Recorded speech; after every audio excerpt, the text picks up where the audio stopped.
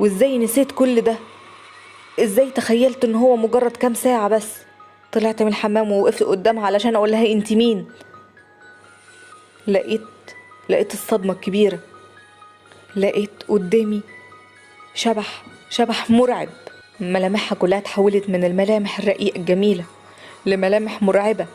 عيون مجوفة مش موجودة، الشعر طويل قوي واسود قوي، حتى موجود عند صدرها مكان الطعنتين اللي انا خبطتهم بالسكينة في صدرها.